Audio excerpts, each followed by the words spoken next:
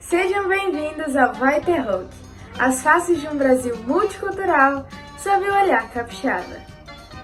A composição poética que apresento, denominada Um Passeio por Alagoas, faz um amplo passeio pela história, pelas cidades, relembra os filhos ilustres e viaja pelas belezas naturais de Alagoas, mostrando tudo o que esse estado tem de bom.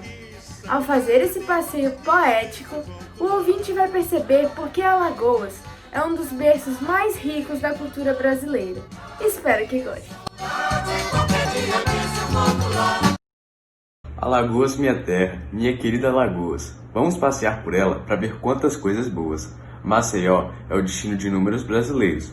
No Nordeste, é a preferida dos turistas estrangeiros. Sua gente é hospitaleira, do Pontal ao Tabuleiro. Alagoas é o maior produtor nordestino de cana-de-açúcar e o quinto maior produtor nacional. A cultura canavieira constitui o principal elemento de paisagem no estado. As plantações recobrem os solos argilosos das colinas e morros, além das várzeas dos rios.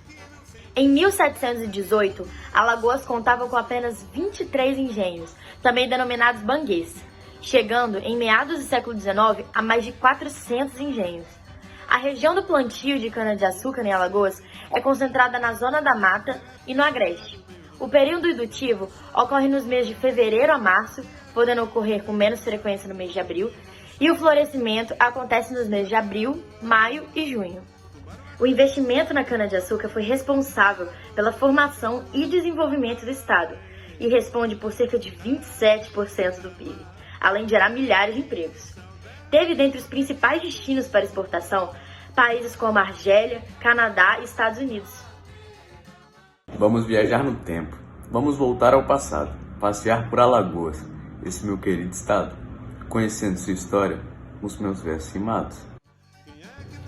A região que hoje é ocupada pelo estado de Alagoas foi alvo de disputa entre os franceses e holandeses. As primeiras investidas ocorreram por parte dos franceses, que invadiram a região no início do século XVI. Somente em 1535, a coroa portuguesa expulsou os invasores e retomou o espaço em ações comandadas por Duarte Coelho, que era o donatário da capitania de Pernambuco. A estratégia de Coelho foi incentivar o plantio da cana-de-açúcar e a construção de engenhos na região. Ainda assim, os holandeses promoveram invasões a partir de 1630. Já a retomada pelos portugueses ocorreu só em 1645. A autonomia de Alagoas ocorreu em 1706, quando foi levada a comarca, e, em 1817, a capitania. O estado ganhou a primeira Constituição só no dia 11 de junho de 1891. É nesta terra que até hoje o grito de zumbi ecoa. Foi na Serra da Barriga, refúgio da escravidão, o quilombo dos Palmares, cidade da União. Zumbi lutou pelos negros, buscando a libertação. A história de Zumbi dos Palmares representa a bravura e a tenacidade do povo negro, e é um elemento de resistência contra a submissão. No início do século XVII, Recife era o porto de saída do açúcar, maior riqueza do Brasil naquela época para a Europa. Todo o Nordeste vivia de plantar e colher cana. Mesmo quem não tinha engenhos, como os criadores de gado e comerciantes, dependiam indiretamente do açúcar. No mundo, mesmo em alguns países da Europa, a escravidão era comum naquela época. E nas culturas de açúcar brasileira, onde era preciso muita força de trabalho, a escravidão parecia ser a única solução possível. Primeiro, os colonos tentaram submeter o índio capturado na região ou comprado dos bandeirantes, mas eles não se adaptaram bem ao trabalho, pois produziam pouco e em geral morriam logo depois de aprisionados. O passo seguinte foi a importação de negros africanos, que, embora mais caros, trabalhavam melhor. Quando começaram a chegar os primeiros carregamentos de escravos da África, os senhores de engenho passaram a visitar Pernambuco e, antes de começar o leilão, examinavam homens, mulheres e crianças como se fossem animais à venda. No final do século XVI, escravos que fugiam de Pernambuco começaram a ir para a Serra da Barriga. Encontraram uma região onde haviam muitos palmeirais. Por isso, os negros que ali se estabeleceram passaram a chamar a região de Palmares. nas quais eles reinventaram a cultura e a identidade de seus antepassados. As comunidades da região resistiram a inúmeras tentativas de invasão das tropas portuguesas e holandesas. Zumbi ajuda na defesa e destaca-se como um grande guerreiro. Por isso, começou a virar uma lenda entre vários governadores que tentavam acabar com Palmares. Ele não concordava com nenhum dos tipos de acordos oferecidos pelos governantes, porque para ele não se tratava somente de ser livre, mas também de libertar os que ainda estavam escravizados. A capoeira, que na época era uma luta corporal pela liberdade, nesses casos, era utilizada como uma arma contra os ataques. Apesar de não ser originário do Alagoas, o Quilombo dos Palmares teve uma grande relevância para o movimento e para sua propagação em todo o território nacional.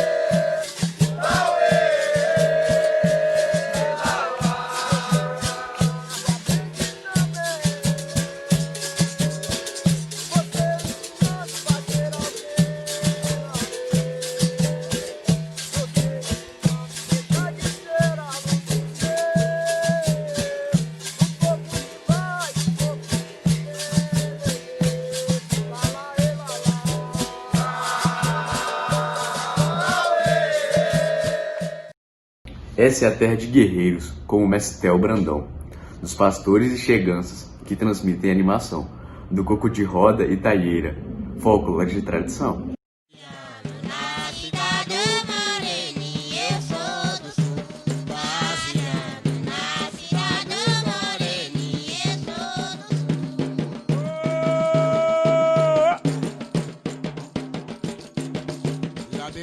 Passou bonito, anda no interior, ele vai cumprimentar. O famoso guerreiro alagoano surgiu na década de 20, entre os anos de 1927 e 1929. É um grupo multicolorido de dançarinos e cantores, semelhante aos reisados, mas com maior número de figurantes. O acompanhamento musical é feito pela sanfona, tambor e pandeiro. Para uma apresentação completa, dura de 4 a 5 horas. O guerreiro tradicional dançava na porta da igreja, o que eles chamavam de abrição de portas, com o objetivo de louvar ao Messias. Possui em média de 36 personagens, entre rei, rainha, mestre, contramestre, lira, índio peri e seus vassalos, palhaço, sereia, entre muitos outros. Cada personagem é identificado pelos seus chapéus, em forma de igrejas, palácios, catedrais, enfeitados com espelhos, fitas, enfeites de árvore de Natal, entre muitos outros acessórios.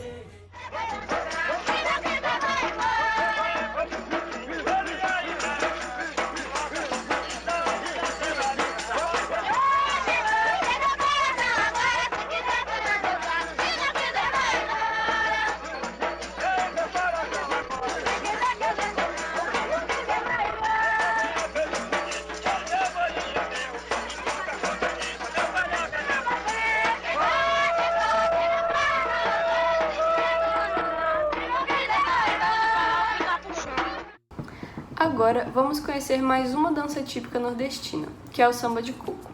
O samba de coco, ele se forma junto com a formação do povo brasileiro, principalmente na mistura entre os povos indígenas e os africanos e suas culturas. Na época da escravidão, no litoral nordestino, haviam diversas lavouras de coco, nas quais trabalhavam juntos os indígenas e os africanos escravizados.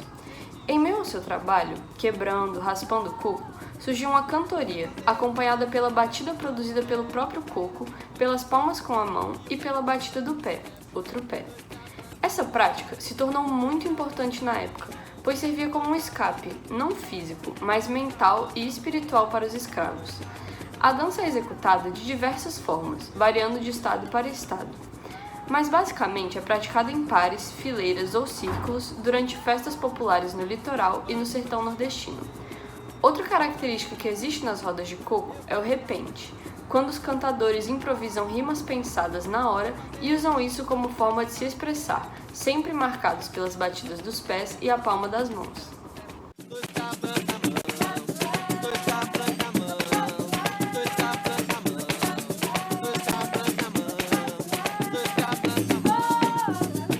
Eu te quero e tu me quer. Isso é prova de amor. Vou me casar com você. Vamos morar em Moscou. Mandei fazer o vestido da mulher. Sabe o que é? Duas carreiras de botão, cheio de pressão. E eu pego na dona como se tivesse sucesso. Dois carros branca a mão. Dois carros branca a mão. Dois carros branca a mão. Dois carros branca a mão. Dois carros branca a mão. Tu pensa que eu não te amo. Mas pensa... Essa é a terra dos marechais Deodoro e Floriano, Nício de Silveira, Jorge de Lima, de Zumbi, Graciliano, de Jararaca, da Garuju e do cientista Arthur Ramos. Dois Riachos é uma cidade muito especial. Nela nasceu a Rainha Marta e ganhou fama mundial. Marta, a melhor jogadora do mundo, ama sua terra natal. Graciliano Ramos foi um romantista, cronista, contista, jornalista, político e memorialista brasileiro do século XX. Nascido numa grande família de classe média, o mais jovem de 16 irmãos, viveu os primeiros anos da sua infância migrando entre as cidades do Nordeste. Trabalhou como jornalista na cidade do Rio de Janeiro, até regressar para o Nordeste em 1915. Devido a uma tragédia familiar, fixou-se na cidade de Palmeira dos Índios, onde posteriormente casou-se e se tornou prefeito por um breve período. Ele publicou seu primeiro romance em 1933, vivendo em Maceió durante a maior parte da década de 30. Trabalhou na imprensa oficial e publicou São Bernardo.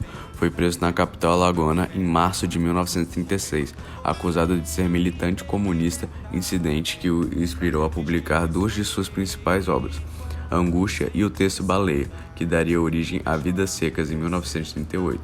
Já na década de 40, ingressou no Partido Comunista do Brasil.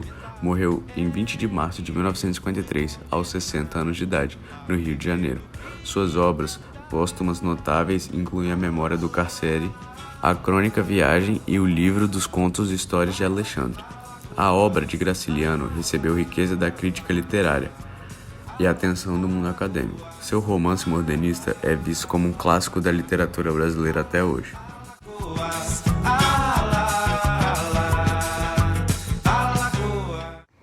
Outra figura muito importante para a história, não apenas do Alagoas, mas também mundial, é Nício da Silveira. Nício da Silveira foi uma psiquiatra brasileira que revolucionou a maneira de se tratar pacientes psiquiátricos. Cursou a Faculdade de Medicina da Bahia, onde se formou como a única mulher entre os 157 homens daquela turma, se tornando uma das primeiras mulheres a se formar em medicina no Brasil. Dedicou sua vida ao trabalho com doentes mentais, manifestando-se radicalmente contra as formas agressivas de tratamentos em sua época, tais como eletrochoque, insulinoterapia e lobotomia. Devido à sua grande simpatia pelo comunismo, passou 18 meses em reclusão. Enquanto isso, manteve contato com o escritor Graciliano Ramos, que faria relatos sobre a médica em seu famoso livro Memórias do Cárcere. Abre aspas. Lamentei ver minha conterrânea fora do mundo, longe da profissão, do hospital, dos seus queridos loucos. Sabia-se culta e boa. Raquel de Queiroz me afirmara a grandeza moral daquela pessoinha tímida, sempre a esquivar-se, a reduzir-se, como a excusar-se a tomar espaço. Graciliano Ramos. Nise foi contratada em 1944 para o Corpo Clínico do Centro Psiquiátrico Nacional Pedro II, no Rio de Janeiro. Porém, se opôs às técnicas extremamente agressivas usadas para tratar os pacientes. Ao criar atritos com seus colegas de profissão, sofre uma transferência para a seção de terapia ocupacional, uma área completamente desprezada e sem os mínimos recursos. É nesse momento que Nise revoluciona o tratamento de doenças mentais. Em vez de permitir que seus pacientes fizessem serviços de limpeza ou levassem sovas, práticas bastante corriqueiras até então, oferece a eles pincéis, tintas e telas brancas. O resultado é inacreditável. Além dos indivíduos melhorarem seu comportamento, pintam verdadeiras obras de arte, que até hoje estão expostas no Museu do Inconsciente. Hoje em dia, o acervo do Museu de Imagens do Inconsciente conta com mais de 360 mil obras e é reconhecido como Memória do Mundo pela Organização das Nações Unidas para a Educação, a Ciência e a Cultura, a Unesco. A médica faleceu em 1999, aos 94 anos, em decorrência de uma pneumonia. Durante esses anos todos que passei afastada, entrou em voga na psiquiatria uma série de tratamentos e medicamentos novos que antes não se usavam. Aquele miserável daquele português Egas Muniz, que ganhou o prêmio Nobel, tinha inventado a lobotomia. Outras novidades eram o eletrochoque, o choque de insulina e o cardiazol. Fui trabalhar numa enfermaria com um médico inteligente, mas que estava adaptado àquelas inovações. Então me disse: a senhora vai aprender as novas técnicas de tratamento. Vamos começar pelo eletrochoque. Paramos diante da cama de um doente que estava ali para tomar eletrochoques. O psiquiatra apertou o botão e o homem entrou em convulsão. Ele então mandou levar aquele paciente para a enfermaria e pediu que trouxesse outro. Quando o novo paciente ficou pronto para a aplicação do choque, o médico disse: aperte o botão. E eu respondi: não aperto. Aí começou a rebelde.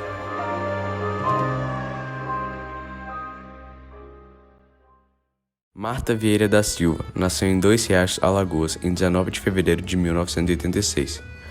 É uma futebolista brasileira que atua como atacante, atualmente jogando pelo Orlando Pride, nos Estados Unidos. Marta já foi escolhida como a melhor futebolista do mundo por 6 vezes, sendo 5 de forma consecutiva. Foi considerada também, pela revista Época, um dos 100 brasileiros mais influentes do ano de 2009. Desde 2015, é a maior artilheira da história da seleção brasileira, contando a masculina e a feminina, com 110 gols.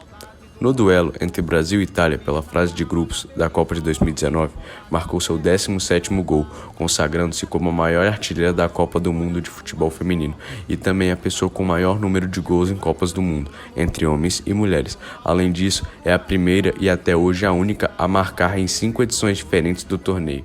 Agora, para finalizar a nossa lista de grandes personalidades alagoanas, temos Joana Gajuru. Joana Maria da Conceição, a Gajuru, foi uma mulher negra nascida em um engenho no ano de 1866. À frente do seu tempo, Gajuru quebrou paradigmas ao comandar o guerreiro Barreira de Alagoas, posto ocupado tradicionalmente por homens. Ela passou a vida como mulher solteira, impondo sua dignidade e cidadania, desafiando os costumes da época a usar trajes atípicos, com blusas de mangas compridas, saiotes, chapéu de palha, além de fumar, beber, usar o cabelo curto e trabalhar como empreiteira em usinas.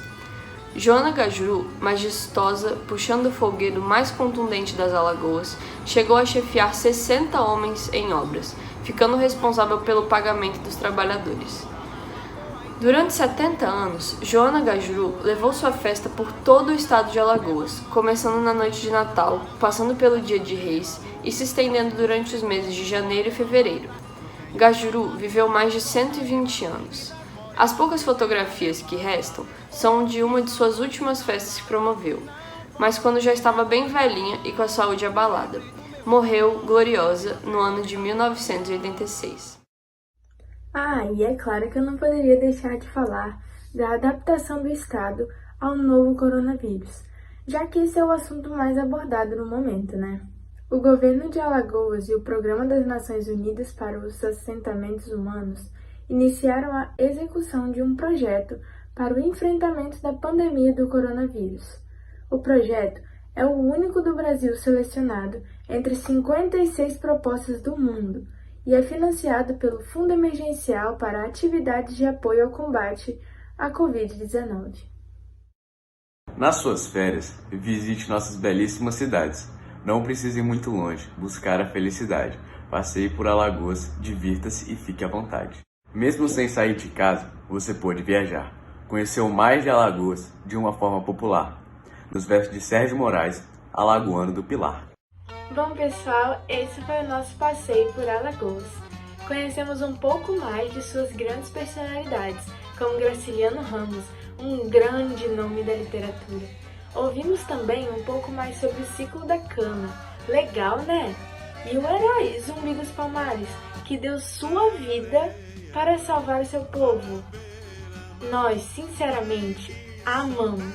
Espero que vocês também tenham gostado de conhecer essa maravilha nordestina, que, como dissemos no início, é um berçário para inúmeras belezas, sejam elas naturais ou culturais.